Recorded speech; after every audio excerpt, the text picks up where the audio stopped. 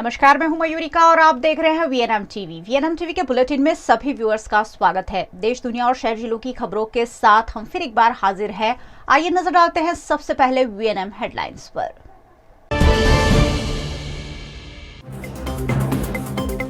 हंगामे के बाद फिर से टाला गया दिल्ली में मेयर का चुनाव। आप और बीजेपी कार्यकर्ताओं में जमकर घर्षण।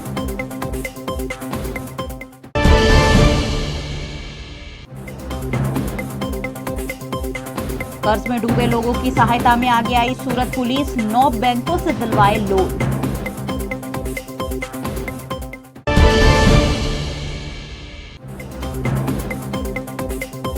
और वडोदरा के एमएसयू में छात्रा के साथ अश्लील हरकत। विजिलेंस की सुरक्षा पर फिर उठे सवाल।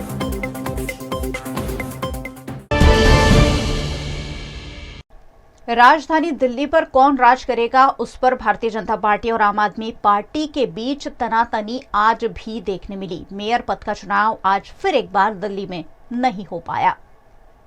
दिल्ली के मेयर, डिप्टी मेयर और स्थायी समिति के सदस्यों के चुनावों की प्रक्रिया आज मंगलवार को फिर एक बार स्थगित कर दी गई। एमसीडी के सिविक सेंटर में वोटिंग शुरू होते ही हेडक्वार्टर में भारी हंगामा देखने मिला। आम आदमी पार्टी और बीजेपी के सदस्यों ने जमकर नारेबाजी की। दोनों पार्टी के कार्यकर्ता बैरिकेड्स पर चढ़ गए और एक दूसरे पर बोतलें फेंकी। हंगामे के कारण सदन अनिश्चित काल के लिए स्थगित कर दिया गया।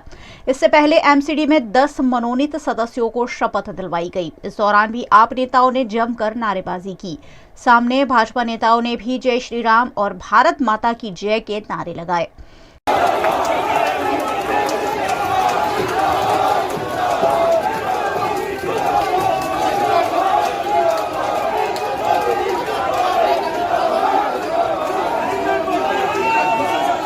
केंद्रीय मंत्री मीनाक्षी लेखी ने इस पर कहा कि बहुत दुख का विषय है कि वोट डालने के लिए सभी बैठे थे, लेकिन फिर भी हंगामा हो गया। ऐसा नहीं होना चाहिए। लोकतांत्रिक प्रक्रिया का पालन होना जरूरी है। आम आदमी पार्टी ने मेयर पद के लिए शैली ओबरॉय, वहीं भाजपा ने रेखा गुप्ता को मैदान में उतारा है। ऐसे में राजधानी दिल्ली को एक महिला मेयर मिलना तय है। भाजपा सांसद हंसराज हंस ने दावा किया कि मेयर भाजपा का ही होगा। एमसीडी चुनाव के बाद सदन की पहली बैठक 6 जनवरी को हुई थी, लेकिन हंगामे के कारण उस वक्त भी मेयर का चुनाव नहीं हो पाया था। गुजरात पुलिस इन दिनों ब्याजखोरों की चुंगाल से लोगों को बचाने में तो जुटी हुई है, लेकिन सूरत पुलिस ने एक कदम आगे बढ़ते हुए ब्याजखोरों की चुंगाल में फंसे हुए लोगों का कर्जा चुकता करने के लिए लोन दिलाने का भी इंतजाम किया। कई परसेंटेज ब्याज लेकर मुद्दल से ज्यादा पैसे लेने वाले ब्याजखोरों के खिलाफ गुजरात पुलिस ने लाल आंख की है और गुजरात के नागरिकों को ब्याजखोरों के चुंगाल से लगातार मुक्त किए जाने के लिए लोक दरबार आयोजित किए जा रहे हैं। इसी क्रम में एक और कदम आगे बढ़ते हुए सूरत पुलिस ने ब्याजखोरों की चुंगाल से छूटे हुए लोगों का कर्जा चुकता करने के लिए बैंक से लोन दिलवाने की मुहिम शुरू की है। एक ही जगह पर 9 जितनी बैंक को आमंत्रित कर पुलिस विभाग द्वारा जरूरतमंदों को लोन दिलवाने की कोशिश की गई। गुजरात सरकार के आदेश के बाद पुलिस की इस मुहिम के चलते कई लोगों को कर्जे से निजात मिलेगी। समग्र गुजरात में गुजरात सरकार का जो होम डिपार्टमेंट है, होम डिपार्टमेंट की सूचना से और माननीय गृह राज्य मंत्री हर्ष संघवी साहब की सूचना से एक पूरी मुहिम चल रही है। और जो मुहिम की बात करें तो जो ब्याजखोरी में चुंगल में जो लोग फंसे हैं उनके रिगार्डिंग मतलब पूरा एक मुहिम चल रहा है और उसमें समग्र गुजरात में काम हो रहा है। सूरत में 150 से 200 के आसपास मतलब ब्याजखोरों के विरुद्ध गुना रजिस्टर हुआ है। और अभी आप जो देख रहे हैं पीछे, वहाँ सूरत पुलिस ने बैंकिंग सेक्टर के साथ मिलके ब्याजखोरों की चुंगल में जो लोग फंसे हैं उसको निकालने के लिए जो सही लोन, सही परसेंटेज में जो लोन देते हैं उन लोगों को लोन देने के लिए यहाँ एक लोन मेला का आयोजन किया है। और आप देख रहे हैं उसमें पूरे सूरत शहर की पुलिस के जो अधिकारी और जवान उनको फॉर्म भरने में, उनको लोन दिलवाने के लिए प्रोसेस करने में मदद कर रहे हैं। मैं यहाँ से एक बात बहुत मतलब सीरियसली बताना चाहता हूँ कि थोड़े टाइम पहले कतारगाम में एक भाई ने ब्याजखोरों की चुंगल में फंसने के बाद सुसाइड किया, मगर उन्होंने अपने परिवार को भी नहीं बताया, पुलिस को भी नहीं बताया और अकेले मतलब ये सुसाइड कर लिया था। तो मैं ये कहना चाहता हूँ कि कहीं भी किसी को अगर कोई भी प्रॉब्लम है तो नज़दीक के पुलिस स्टेशन को संपर्क किया जाए। गुजरात के वडोदरा की एमएस यूनिवर्सिटी किसी न किसी बात को लेकर रोजाना विवाद में आती ही रहती है। आज ऐसा ही एक विवाद आर्ट्स फैकल्टी में सामने आया। वडोदरा के विश्व प्रसिद्ध एमएस यूनिवर्सिटी में देश विदेश के हजारों छात्र पढ़ाई करते हैं। इन छात्रों की सुरक्षा के लिए एमएस यूनिवर्सिटी में लाखों रुपए की लागत से विजिलेंस सुरक्षा तैनात की गई है, लेकिन फिर भी यूनिवर्सिटी में अप्रिय घटनाएं सामने आती ही रहती है। कुछ ऐसा ही आर्ट्स फैकल्टी में घटा, जहां एक बाहरी युवक ने छात्रा के साथ अश्लील हरकत की। इस मामले के तूल पकड़ने पर विजिलेंस पर सवाल उठ रहे हैं। विजिलेंस ने आरोपी को पकड़कर सयाजीगंज पुलिस थाने में सौंप दिया है, ऐसा कहा जा रहा है, लेकिन विश्व हिंदू परिषद ने इस मामले विजिलेंस पर आरोप लगाते हुए ठोस कार्यवाही की मांग की है। महाराजा सयाजीराव यूनिवर्सिटी की विजिलेंस टीम ने आर्ट्स फैकल्टी में एक ऐसे युवक को पकड़ा जो यूनिवर्सिटी का विद्यार्थी है ही नहीं। वो विद्यार्थी हमारी यूनिवर्सिटी की एक विद्यार्थिनी के साथ आर्ट्स फैकल्टी में एक अश्लील हरकत करता हुआ दिखाई देता है। उसके बाद वो विजिलेंस की टीम ने सयाजीगंज पुलिस स्टेशन में युवक को यहाँ पे सुपुर्द कर दिया। लेकिन हमारा ऐसा कहना है कि आपने उस युवक को प्रवेश कैसे दिया जब वो युवक यूनिवर्सिटी का विद्यार्थी है नहीं, तो वो युवक ने यूनिवर्सिटी में प्रवेश कैसे किया? मेहरबानी करके ये महाराजा सयाजीराव गायकवाड़ की एक भेंट है, अप्रतिम भेंट है वडोदरा वासियों को। इसकी गरिमा अगर आप इस गरिमा की सुरक्षा नहीं कर सकते हो, इसकी अस्मिता आप अगर नहीं बरकरार रख सकते हो, मैं यूनिवर्सिटी सत्ताधीशों को कहता हूँ आप अपना राजीनामा दे दो। बहुत सारे ऐसे लोग पड़े हैं जो इस यूनिवर्सिटी के अस्मिता को सफलतापूर्वक उसका संरक्षण कर सकते हैं, इसका सिंचन कर सकते हैं। ठीक है, वडोदरा एक संस्कारी नगरी के रूप में पूरे विश्व में जानी जाती है। अगर इस यूनिवर्सिटी के माध्यम से ऐसे समाचार विश्व में फैलेंगे तो यूनिवर्सिटी की अस्मिता क्या रहेगी? बिजनेस 20 इंडिया इंसेप्शन मीट के लिए गुजरात आए विदेशी मेहमान इन दिनों गुजरात के ऐतिहासिक स्थलों को देखने का आनंद उठा रहे हैं। गुजरात में अलग अलग जगहों पर G20 की कुल 15 बैठकें होनी है। राज्य में आयोजित होने वाले 15 कार्यक्रमों की सूची में पहला कार्यक्रम बिजनेस 20 इंसेप्शन मीटिंग का आयोजन मुख्यमंत्री भूपेंद्र पटेल के नेतृत्व में गांधीनगर में 22 से 24 जनवरी के दौरान किया गया। B20 इंसेप्शन मीट में गुजरात के मेहमान बने हुए डेलीगेट्स गांधीनगर के अडालज में स्थित सुप्रसिद्ध रूडाबाई वाव की विजिट के लिए पहुंचे। यहां वाव की विजिट के दौरान उन्होंने यहां की कला कारीगरी देखी और खूब सराहना भी की। देश विदेश से आए हुए मेहमानों का अडालज की वाव पर शहनाई के सुरों के साथ स्वागत किया गया।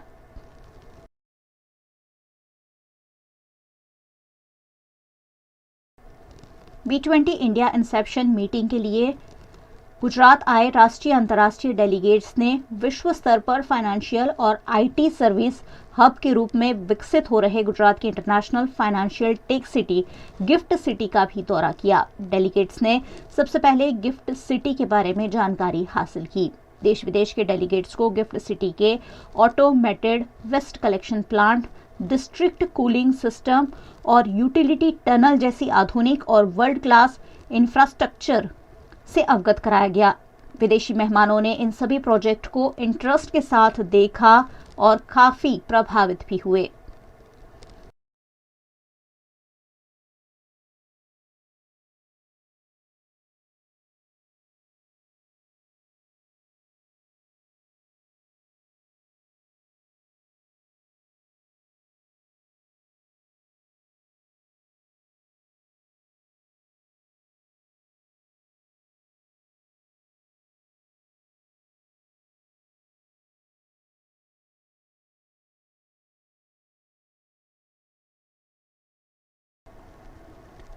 गांधीनगर में G20 अंतर्गत आयोजित B20 इंडिया इंसेप्शन मीटिंग के आखिरी दिन देश विदेश से आए हुए डेलीगेट्स के लिए एक खास योगा सेशन का आयोजन भी किया गया, जिसमें पुनीत वन में आज सुबह सुबह देश विदेश के डेलीगेट्स ने योगाभ्यास किया। भारतीय योग परंपरा को देश विदेश में पहुंचाने के लिए योग गुरुओं ने विदेशी मेहमानों को योग, उनका इतिहास और उनके फायदों से अवगत कराया। विदेशी मेहमानों ने खुशी खुशी विभिन्न योगाभ्यास का लाभ लिया। तिरंगा भारत की राष्ट्रीय पहचान है। तिरंगे को सही रूप से फहराने के नीति नियम बनाए गए हैं, जिसकी जानकारी गुजरात के वडोदरा शहर में हरेंद्र सिंह दायमा प्रशिक्षण केंद्र द्वारा दी गई।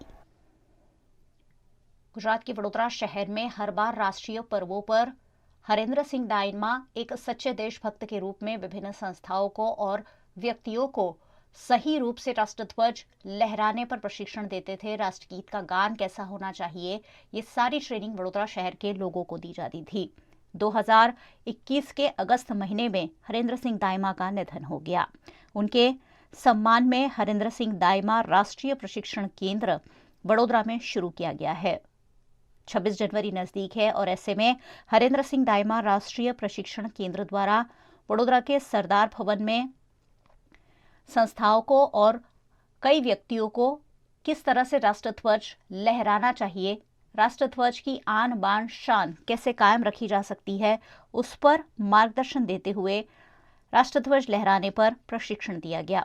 हर वर्ष ये काम अखिल भारतीय सेवा दल द्वारा किया जाता था, जो इस बार भी हरेंद्र सिंह दायमा के निधन के बावजूद उनके समर्थकों द्वारा जारी रखा गया। राष्ट्रध्वज लहराते समय किन पहलुओं पर ध्यान देना चाहिए, इन सारी बातों पर आज प्रशिक्षण शिविर आयोजित किया गया, जिसमें बड़ी संख्या में लोगों ने शिरकत की।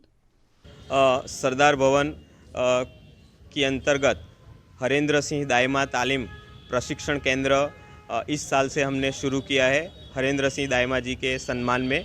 तो इसका एक कार्यक्रम सरदार भवन में आयोजित किया गया था। यहाँ सब संस्था के लोग और सब प्रतिनिधि, आम जनता, स्कूल कॉलेज इत्यादि लोग सब ध्वजवंदन कैसे किया जाए, ध्वज कैसे लहराया जाए, उसके विभिन्न पहलुओं पर प्रकाश डालते हुए हमने सबको इस बारे में सूचित किया। ध्वजवंदन विधि कैसे हम अच्छी तरह से कर सकते हैं और ध्वज के सम्मान के लिए राष्ट्रध्वज, राष्ट्रगीत कैसे गाया जाए, ध्वज कैसे फहराया जाए और सबको जागृति हो, सबको उसका ज्ञान बढ़े और सब अच्छी तरह से ध्वजवंदन विधि कर सके 26 जनवरी को। इसलिए हमने सरदार भवन की ओर से ये तालीम रखी थी और हम सब ने उनको प्रशिक्षित किया और अच्छी माहिती दी। मैं 1998 से जुड़ी हुई हूँ। ये ध्वजवंदन का कार्यक्रम है, वो अच्छी बात है। सभी लोगों को जानकारी मिले कि सही राष्ट्रगीत कई तरह से के गाना है, क्योंकि लोग बहुत सारी गलतियाँ करते हैं। सिंध बोलते हैं, सिंधु बोलना है, बंगा बोलते हैं, बंग बोलना है, तरंगा बोलते हैं, तरंग बोलना है, और ऐसी गलतियाँ न हो इसलिए हम सारे स्कूल में जाके सिखाते हैं। और वंदे मातरम गीत है, राष्ट्रगीत है, सभी हम लोग इसलिए सिखाना सबको चाहते हैं कि सब लोग सही तरीके से गाना गा सके। वीएनएम बुलेटिन में वक्त है एक छोटे से ब्रेक का। बने रहिए हमारे साथ। ब्रेक के उस पार भी खबरों का सिलसिला लगातार जारी रहेगा। देखते रहिए वीएनएम। सुरों की कोकिला, हर उम्र के लोगों के दिलों पर राज करने वाली Lata Mangeshkar.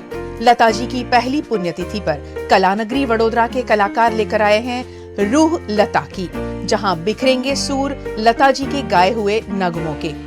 X factor fame सजदा सिस्टर रेखा रावल, दिलीप रावल, शिवम रावल, महेंद्र कुमार, गिरीश कुमार और मुंबई से आए 25 म्यूजिशियंस के साथ 35 कलाकार देंगे लता जी को श्रद्धांजलि।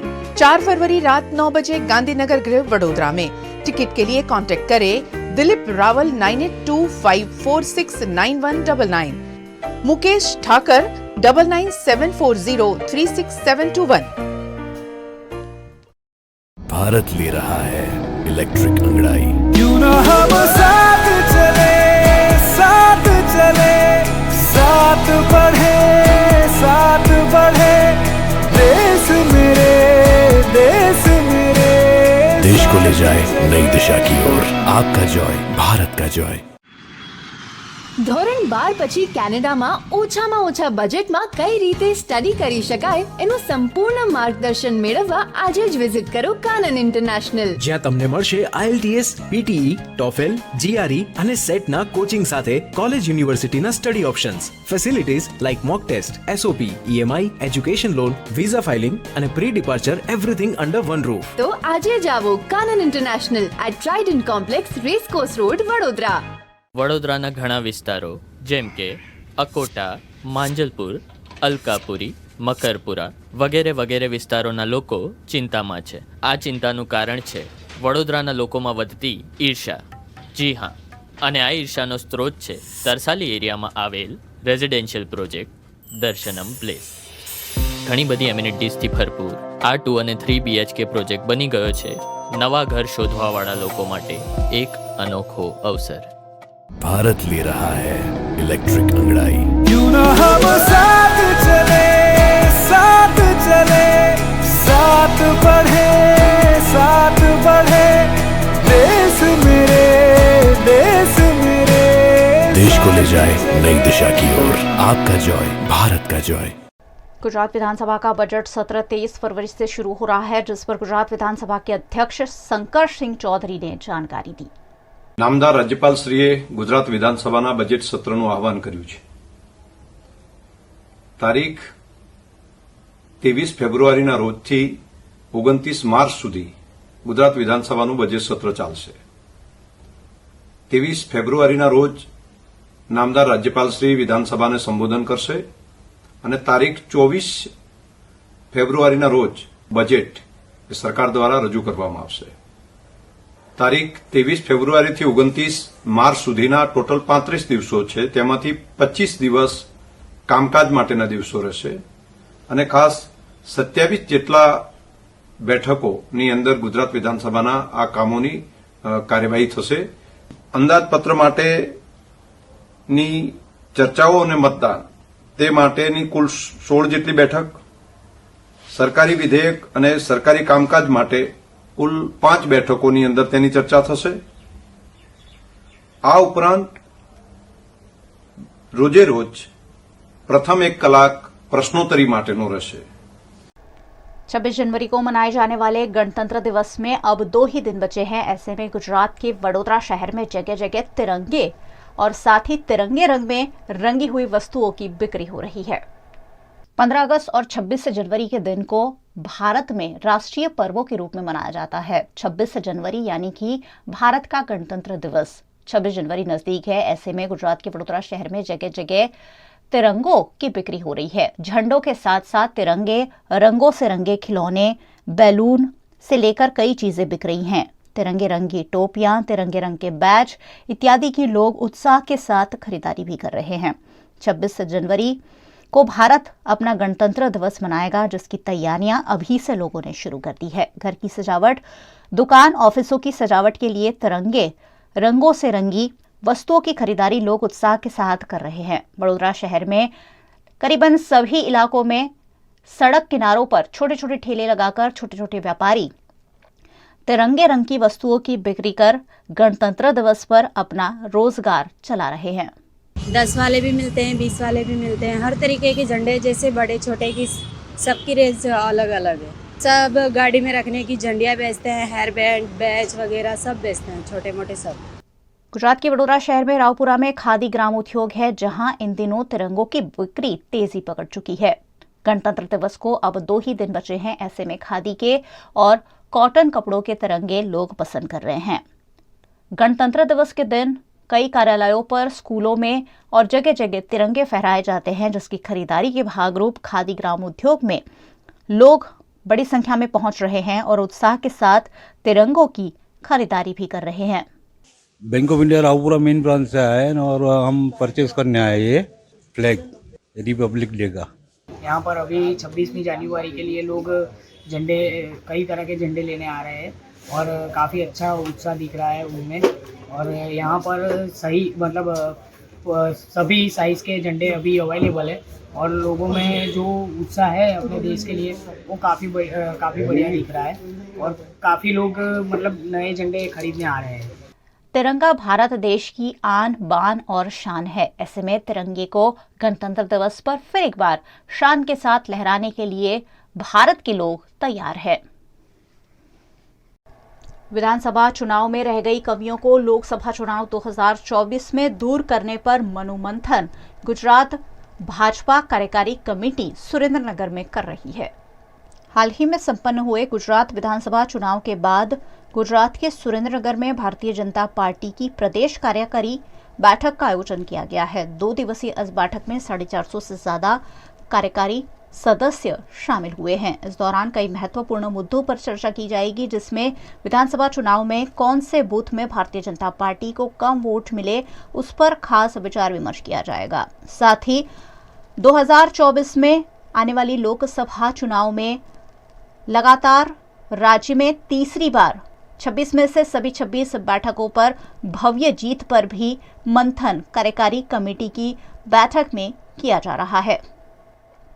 इस कार्यकारी बैठक में शामिल होने के लिए गुजरात के प्रदेश अध्यक्ष CR पाटिल सुरेंद्रनगर पहुंच गए हैं, जहां उनका गर्मजोशी के साथ स्वागत किया गया।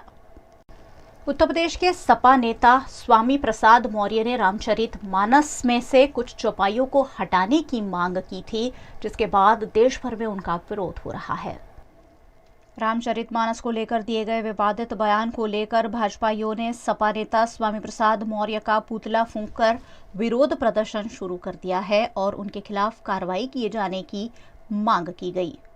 मौर्य के बयान के बाद देश भर में उनका विरोध हो रहा है। भाजपाइयों ने इस पर कहा कि हमारे पवित्र ग्रंथों और सनातन धर्म के खिलाफ कोई गलत बयानबाजी बर्दाश्त नहीं की जाएगी। उत्तर प्रदेश के सीतापुर में लालबाग चौराहे पर राष्ट्रीय हिंदू सेना ने स्वामी प्रसाद मौर्य का पुतला जलाया। स्वामी प्रसाद मौर्य द्वारा रामचरितमानस को लेकर दिए गए विवादित बयान पर यह हंगामा किया गया। हिंदू शेर सेना का कहना है कि हिंदुत्व पर लगातार हमले किए जा रहे हैं। स्वामी प्रसाद मौर्य ने रामायण और रामायण के दोहों को लेकर जो विवादित टिप्पणियां की है, उसी को लेकर उनका विरोध जारी है। हिंदू सेना ने स्वामी प्रसाद मौर्य की जल्द से जल्द गिरफ्तारी की मांग की है और गिरफ्तारी नहीं करने पर आगे भी बड़े प्रदर्शन जारी रखने की बात कही है। भारत देश की आज़ादी में नेताजी सुभाष चंद्र बोस की काफ़ी अहम भूमिका रही, लेकिन कल मनाई गई उनकी जन्म जयंती के मौके पर गुजरात में भाजपा के विधायक ने उन्हें आतंकवादी करार दे दिया, जिस पर काफी बवाल हुआ, जिसके बाद भाजपा विधायक ने माफी भी मांगी। देश की आज़ादी में महत्वपूर्ण योगदान देने वाले नेताजी सुभाष चंद्र बोस की कल जन्म जयंती थी। इस मौके पर भारतीय जनता पार्टी के गुजरात के आणंद से विधायक योगेश पटेल ने सोशल मीडिया पर आपत्तिजनक पोस्ट किया था, जिस पर आम आदमी पार्टी के और कांग्रेस के नेताओं ने आपत्ति जताई। आणंदना धारासभ्य योगेश आर पटेल बापजीए एमना एक फेसबुक पोस्टनी अंदर सुभाष चंद्र बोस के जे आपણા દેશના મહાન નેતા હતા, આપણા દેશના મહાન સપૂત હતા, આઝાદ હિન્દ ફૌજના રચયિતા હતા, તેમણે એવું કહ્યું છે કે તેઓ આતંકવાદી ભાગનો પાંખનો ભાગ હતા, એટલે કે he is a part of the terrorist wing. શું સુભાષચંદ્ર બોઝ આપણા મહાન નેતા એ ભારતીય જનતા પાર્ટીના ધારાસભ્ય એને આતંકવાદી સમજે છે? શા માટે તેમણે આ પ્રકારની પોસ્ટ મૂકી? ભૂતકાળની અંદર ભારતીય જનતા પક્ષના જ્યારે આઝાદીની લડાઈ વખતે ભારતીય જનતા પક્ષના જે કંઈ પણ એ વખતના એમના વડવાઓ હતા, તેઓ ખાસ કરીને આઝાદીના લડવૈયાઓની સામે તાજના સાક્ષી બનવા માટે જાણીતા હતા। તેઓ માફીવીર તરીકે પણ પંકાયેલા હતા। ત્યારે અત્યારે તેમની આ વિચારધારાને તેઓ આગળ વધારતા તેઓએ આજે ભારતના મહાન સપૂત સુભાષચંદ્ર બોઝને આતંકવાદી તરીકે દર્શાવ્યા છે। આઝાદ हिंद फौजना संस्थापक, महान क्रांतिकारी, स्वतंत्र सेनानी अने आपड़ा बधाना आदर्श एवं सुभाष चंद्र बोस ने लईने अपना धारासभ्य जे पोते ट्वीट करी अने एमने आतंकवादी सखा गणाव्या ए खूब ज निंदनीय, दुखद અને આપણા સર્વની લાગણીને ઠેસ પહોંચે એવી ઘટના છે। હું સખત શબ્દોમાં આ ભાજપના નેતાના આ જે ધારાસભ્ય છે એમના ટ્વીટને વખોડું છું। સાથે સાથે હું એમને અપીલ કરું છું કે તમે માત્ર ટ્વીટ ડિલીટ કરવાથી એ પૂરતું નથી। જો તમે ભૂલથી પણ સુભાષચંદ્ર બોઝને આતંકવાદી સખા ગણાવ્યા હોય तो तमारे माफी मांगवी जोईए, जाहिर में माफी मांगवी जोईए। नहीं तो एवं मानी लेवामां आवशे कि भाजप छे ए कोई ना कोई रीते सुभाषचंद्र बोझनुं अपमान करी रही छे। आज दुख साथे कहेवुं पड़े छे कि ભાજપના આ ધારાસભ્યને જે આ કૃત્ય કર્યું છે યોગેશભાઈ, એની વિરુદ્ધ ભાજપના અધ્યક્ષશ્રીએ પગલાં પણ લેવા જોઈએ અને બીજી વાર આવું કૃત્ય ના કરે. આવા સેનાનીઓનો, સ્વતંત્ર સેનાનીઓનો, આપણા દેશ માટે, આઝાદી માટે જે લડ્યા છે એમનું અપમાન कम से कम આપણે ન કરીએ.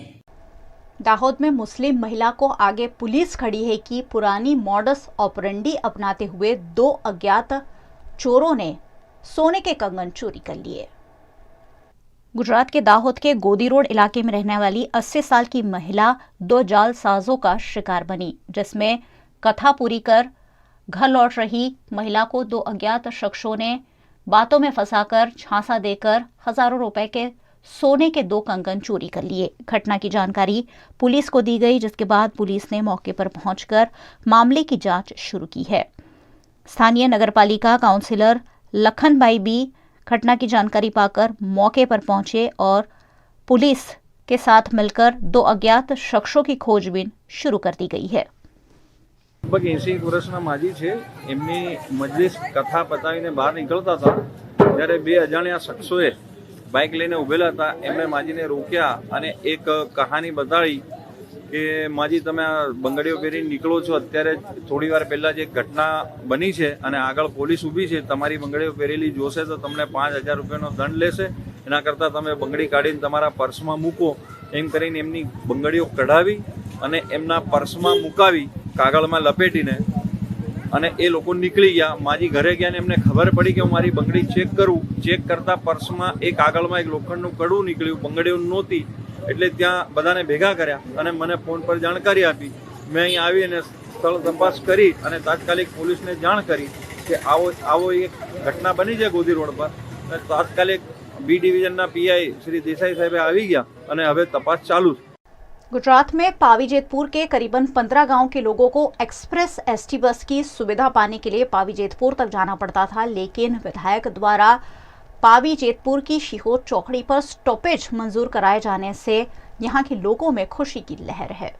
गुजरात के छोटाउदेपुर के पावीजेतपुर में शिहोर चौकड़ी के आसपास 15 से ज्यादा गांव बसे हुए हैं, लेकिन इन गांव के नागरिकों को एक्सप्रेस एसटी बस में बैठने के लिए पावीजेतपुर तक जाना पड़ता है।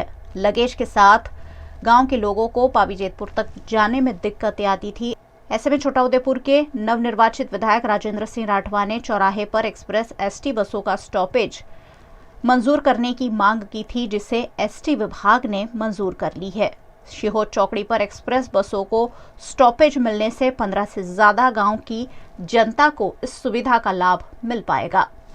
ગુજરાતમાં ભૂપેન્દ્રભાઈ પટેલ સાહેબની નવી સરકાર બન્યા બાદ રાજ્યની જનતા માટે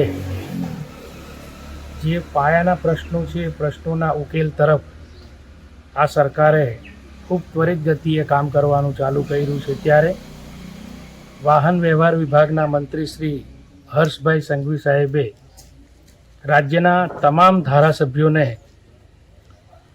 પત્ર દ્વારા અને ઈમેલ દ્વારા વાહન વિભાગ એટલે કે એસટી વિભાગના જે પ્રશ્નો હોય એ પ્રશ્નો તાત્કાલિક એમને પહોંચાડવાનું, એમના કાર્યાલયમાં પહોંચાડવા માટેની જાણ કરેલી અને એના ભાગરૂપે છોટાઉદેપુર 137 મારા મતદાર વિસ્તારના એસટી કોર્પોરેશનના કેટલાક પ્રશ્નોની મેં રજૂઆત કરેલી. તે પૈકી મુખ્ય 2 પ્રશ્નો હતા જે ખૂબ લાંબા સમયથી આ વિસ્તારની જનતાની માંગણી હતી. એમાં પાવીજેતપુર ખાતે નવીન બસ ડેપોની પણ રજૂઆત કરેલી છે અને બીજી રજૂઆત એ કરી હતી કે શિહોદ ચોકડી એ એક વિકસતું સેન્ટર છે પાવીજેતપુર તાલુકાનું અને આ બાજુ ઉત્તર વિભાગના જે ગામો છે ઊંચાપાન, વાઘવા જેવા મહત્ત્વના ગામોનું, એટલે ત્યાં સ્ટોપેજ એક્સપ્રેસ બસોનું સ્ટોપેજની માંગણી જનતાની હતી. એ માંગણી માન્ય મંત્રીશ્રીએ ત્વરત સ્વીકારી લીધી છે અને હવે જે વાઘવા, ઊંચાપાન, ફાટા, ઘાઘરપુરા, સિહોદ, સિથોલ ને બુમડી, નાની બુમડી તરફના જે લોકો ને આવવા જવામાં સરળતા રહેશે, સુવિધા રહેશે, કારણ કે એમને પાવીજેતપુર ઉતરવું પડતું હતું કાં તો પછી સુસ્કાલ ઉતરવું પડતું હતું. એટલે એમાંથી એમને સારી સુવિધા પ્રાપ્ત થશે. મંત્રીશ્રીએ પાવી જેતપુર ખાતે બસ ડેપોની પણ ખાતરી આપી છે. महिलाओं पर बढ़ रहे अत्याचार के मद्देनजर स्कूल से ही बच्चियों को आत्मरक्षा सिखाने की पहल गुजरात के वडोदरा में मौका फाउंडेशन द्वारा की गई. गर्ल्स चाइल्ड डे के मौके पर वडोदरा में मौका फाउंडेशन और संगम चार रास्ता निकट स्थित नारायण विद्यालय के संयुक्त तत्वाधान से शी टीम के सहयोग से छात्राओं को सेल्फ डिफेंस की ट्रेनिंग दी गई.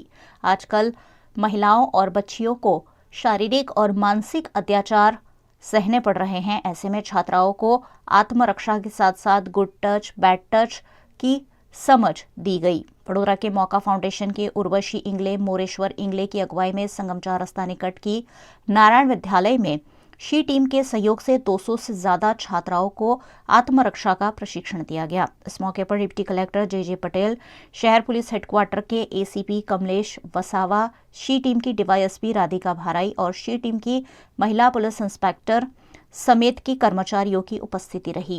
इस मौके पर एक रैली का भी आयोजन किया गया जिसमें प्ले कार्ड्स के साथ नारेबाजी करते हुए बेटी बचाओ और बेटियों का रक्षण करो जैसी नारेबाजी के साथ लोगों को भी जागरूक किया गया. હવે બોયઝ વધારે થઈ ગયા છે અને ગર્લ્સ ઓછી થઈ ગઈ છે. બેટી બચાવો બેટી પઢાઓ શ્રી શક્તિ છે એને દુનિયા ઉપર આવવા લો, મારી ના નાખશો. आज रोज नेशनल गर्ल्स चाइल्ड डे पर मौका फाउंडेशन के द्वारा श्री नारायण विद्यालय में सी टीम के सहयोग से 200 जितनी लड़कियों को सेल्फ डिफेंस की ट्रेनिंग दी है. इसका उद्देश्य है कि आज महिलाओं के साथ जो बनाव बन रहे हैं, जो हम देख रहे हैं कि रोज़ कुछ ना कुछ हो ही जा रहा है, तो अगर ऐसे बनाव बन रहे हैं तो महिला अपनी रक्षा कर पाए, उस ये हमारा मुख्य उद्देश्य है. और आगे हमारा लक्ष्यांक है कि हम 10,000 जितनी महिलाओं को खुद को सेल्फ डिफेंस की ट्रेनिंग देंगे. गुजरात विधानसभा चुनाव में महंगी बिजली का मुद्दा उठाने वाले आम आदमी पार्टी के कार्यकर्ता अभी भी महंगी बिजली को लेकर जनता के साथ खड़े हुए हैं. देश भर में महंगाई दिन ब दिन बढ़ती जा रही है. इसी बीच गुजरात में बिजली के दाम भी बढ़ते जा रहे हैं. बिजली में प्रति यूनिट गुजरात में चुनाव से पहले 2 रुपयों की बढ़ोतरी की गई थी और हाल ही में प्रति यूनिट 25 पैसों की बढ़ोतरी की गई है. ऐसे में लखतर आम आदमी पार्टी द्वारा इस मामले आवेदन देकर बिजली के दाम कम करने की सरकार से मांग की गई. भारत माता की जय. आ गुजरात सरकारे શું ધાર્યું છે? 3 મહિના પહેલા વીજળી બિલમાં 2 રૂપિયા વધાર્યા યુનિટે. હવે વળી પાછું આ 2 દિવસથી 25 પૈસા વધાર્યા. હવે ગુજરાતની ગરીબ જનતા, સામાન્ય મજૂર, ખેડૂતો આ બધા મોંઘવારીના ચક્કરમાં પીસાય છે અને આને ભાવ વધારો જ કરવો છે. સરકારી પ્રોજેક્ટ જે છે એને બંધ કરવા છે અને ખાનગી કંપનીની પાસેથી વીજળી ખરીદવી છે એટલે પ્રજાને લૂંટવી છે. આ 25 પૈસાના વધારો એટલે 45 કરોડ રૂપિયા દર મહિને પ્રજા પાસેથી જાય. આ વિચારો, તમે કંઈક વિચારો ગરીબ માણસોનું. તમે સત્તા ઉપર બેસી ગયા એટલે મન ફાવે એમ કર્યા કરો, એ નહીં ચાલે. ગુજરાતની જનતા નહીં સહન કરે. માતા की जय. આજે અમે લખતર તાલુકાના મામલતદારશ્રી કચેરી આવ્યા છીએ આવેદન પત્ર આપવા. તો આવેદન પત્ર શેનું છે અમારું કે વીજળીમાં જે ભાવ વધારો આવે છે તેના માટે છે. આજે ગુજરાતની જનતા જ્યારે પીડાઈ રહી છે, આમ તો આર્થિક મોંઘવારીના લીધે ઘણી બધી પીડાઈ રહી છે, ત્યારે પાછો આ નવો એક ભાવ વધારો આવ્યો તો ગુજરાતની જનતાને ઘણી બધી મુશ્કેલીઓનો સામનો કરવો પડે છે. આના માટે આ વીજળીનો ભાવ વધારો છે તાત્કાલિકના ધોરણે પાછો ખેંચવામાં આવે આવી અમારી गुजरात सरकारने नम्र अपील છે. गुजरात में सर्दियों का असली मिजाज इन दिनों घने कोहरे के रूप में देखने मिल रहा है. गुजरात के पहाड़ी इलाकों में शामिल अरवली जिला आजकल ऐसे ही घने कोहरे की चादर में लिपटा हुआ है. सर्दियों का मौसम इन दिनों गुजरात पर कहर ढा रहा है. गुजरात के ज्यादातर शहर जिलों में तापमान का पारा 10 से 15 डिग्री के आसपास दर्ज किया जा रहा है. सर्दियों के चलते गुजरात के अरवली में आज सुबह सुबह घना कोहरा देखने मिला. कोहरे की चादर के चलते आसपास की वस्तुएं भी दिखाई नहीं पड़ रही थी. कोहरा इतना घना था कि वाहन चालकों को लाइट चालू कर अपने वाहन चलाने पड़े. घने कोहरे के चलते जनजीवन यहाँ काफी प्रभावित हुआ. गुजरात के नर्मदा जिले में अदानी विल्मर और अदानी फाउंडेशन द्वारा महिलाओं और बच्चों के लिए सुपोषण प्रोजेक्ट चलाया जाता है, जिस पर एक वर्कशॉप स्टैच्यू ऑफ यूनिटी पर आयोजित किया गया. गुजरात के नर्मदा जिला में अदानी फाउंडेशन और अदानी विल्मर कंपनी के साझा प्रयासों से सुपोषण कार्यक्रम की शुरुआत 1 जुलाई 2018 से की गई है। इस सुपोषण प्रोजेक्ट अंतर्गत भारत के 20 जितने अलग अलग शहरों में बच्चों को और महिलाओं को सुपोषित किए जाने का अभियान चलाया जा रहा है। इसी के तहत गुजरात राज्य के नर्मदा जिले में भी गुजरात सरकार और अदानी फाउंडेशन के साथ सुपोषण प्रोजेक्ट का MOU किया गया है और इस प्रोजेक्ट को असरकारक रूप से अमलीकरण का जामा पहनाने की भरसक कोशिश भी की जा रही है। મને અમારા ઘરમાંથી પણ સપોર્ટ નતો મળતો કે તારે કંઈ કામ કરવાની જરૂર નથી। તે વખતે મારા સસરા કમાતા હતા અને 3 વર્ષ પછી મારી જવાબદારી મારા છોકરા આવ્યા ત્યાં પછી મારી જવાબદારી વધી અને એના કારણે હું પણ વિચાર્યું કે હું પણ નાનો મોટો ધંધો કરું અને એના કારણે મારા ઘરવાળાને પણ અફસોસ થવા લાગ્યો। મારા ઘરવાળા પણ કંઈ જ કામ કરતા ન હતા પણ અત્યારે એમને પણ પૈસાની અછત થવાથી બધા જોડે દરરોજ મંગાઈને એમ સસરા બી હોય કમાતા બી હોય તો પણ ના મંગાય, પપ્પા હોય ટકી શકાય પણ સસરા જોડે કોઈ દિવસ ના મંગાય। એ જ પરિસ્થિતિ જ્યારે મારા ઘરવાળાએ પોતે અનુભવી તો મને ભણાવવાનું પણ ચાલુ કર્યું અને એની સાથે સાથે અમે નોકરી પણ કરી છે અને આજે મારા ઘરવાળાએ ખુદ નોકરી હતા કરતા તો એ પણ આજે 6 મહિનાથી GRD માં આજે એ પણ હોમગાર્ડમાં કામગીરી કરે છે અને મારું પણ સિલેક્શન થયું છે હોમગાર્ડમાં। પણ અત્યારે હું હજુ એવું ઈચ્છું છું કે હું પણ સરકારી નોકરી કરું અને મારા પગ પર ઊભી થાઉં અને મને મારા अनुभव હું આવા ગામના લોકો જોડે પણ શેર કરું છું। एस्पिरेशनल डिस्ट्रिक्ट कहलाया जाता है। जो एस्पिरेशनल डिस्ट्रिक्ट गवर्नमेंट उस लोकेशन को देती है जो कि बहुत ही पिछड़ा हुआ होता है। तो ये हमारे लिए बहुत ही बड़ा चैलेंज था जब गवर्नमेंट ऑफ गुजरात ने हमको निमंत्रित किया कि हम अपना प्रोजेक्ट सुपोषण यहाँ पे स्टार्ट करें और ये हमारे लिए बहुत गर्व की बात थी कि हमारे बाकी लोकेशन का प्रोजेक्ट की प्रोग्रेस देख के गवर्नमेंट ने हमको चुना और हम बहुत सक्सेसफुली ये 4 साल से कर पा रहे हैं।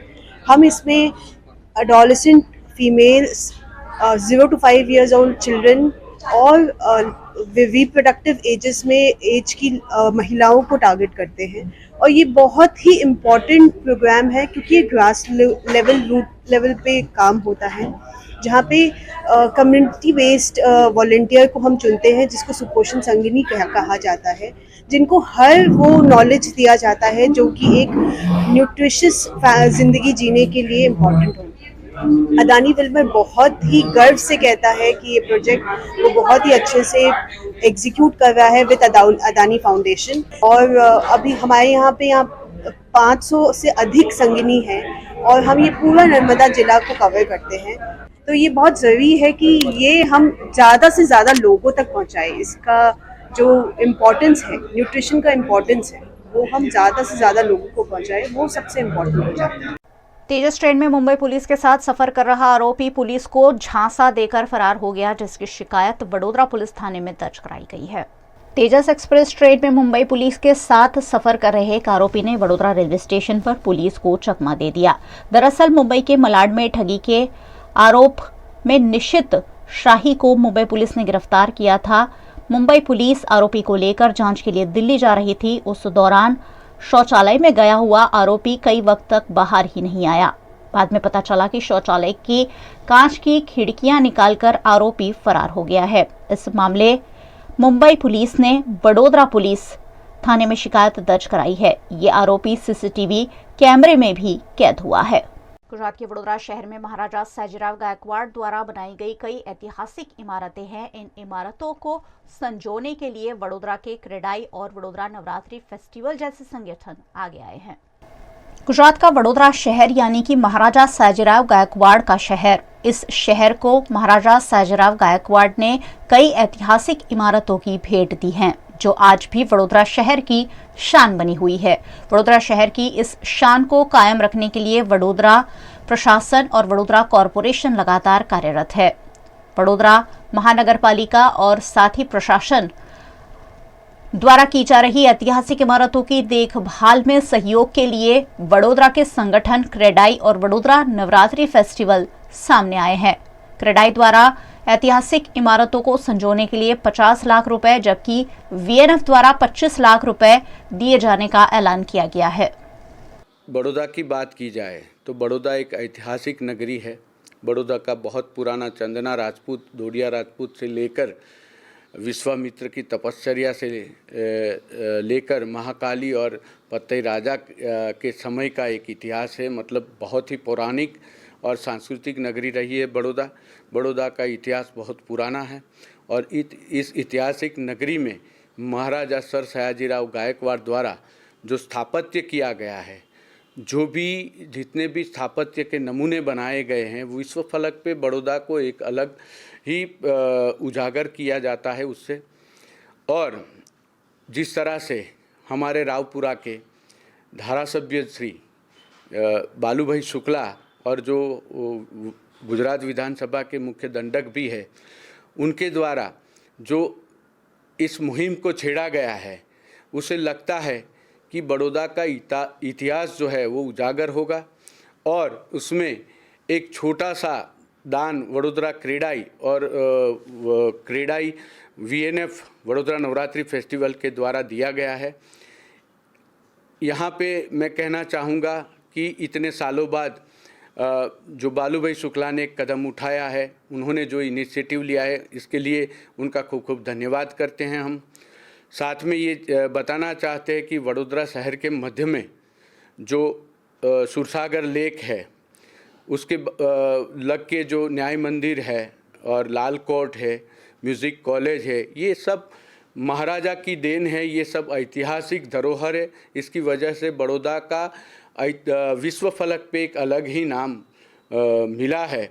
तो इस ख्याति को, इस ऐतिहासिक विरासत को संभालना हर एक बड़ौदा के शहरी जन का, हर एक नागरिक का अग्रिम फर्ज है। और इस मुहिम को हम किस तरह से सपोर्ट कर सकते हैं, वो सोच समझने के बाद, पूरी टीम के साथ डिस्कस करने के बाद हमने ये निर्णय लिया है कि वडोदरा क्रेडाई वडोदरा और वडोदरा नवरात्रि फेस्टिवल दोनों मिलके कुछ ना कुछ इसमें कंट्रीब्यूट करेंगे। इसको लगते हमने क्रेडाई वडोदरा से 50 लाख रुपया और वडोदरा नवरात्रि फेस्टिवल की तरफ से 25 लाख रुपए का अनुदान देने का निर्णय किया है। और वो हम वडोदरा की ऐतिहासिक विरासत को संभालने के लिए, इसको उजागर करने के लिए देकर खूब गौरव का अनुभूति करते हैं। हमने अपना इरादा जाहिर किया है, सरकारी तौर से जिस भी संस्था या किसी को भी, या म्यूनिसिपल कॉरपोरेशन को किसी को भी अधिकृत किया जाएगा, उसको हम ये दान देंगे। VNM न्यूज रूम से आज बस इतना ही। VNM के समाचारों को आप रोज रात 9 बजे फेसबुक और यूट्यूब पर लाइव भी देख सकते हैं। साथ ही आप डेली हंट, वोडाफोन टीवी, जियो टीवी जैसे OTT प्लेटफॉर्म्स पर भी VNM की खबरों को 24 घंटे लगातार देख सकते हैं। देखते रहिए VNM, जुड़े रहिए VNM के साथ। नमस्कार।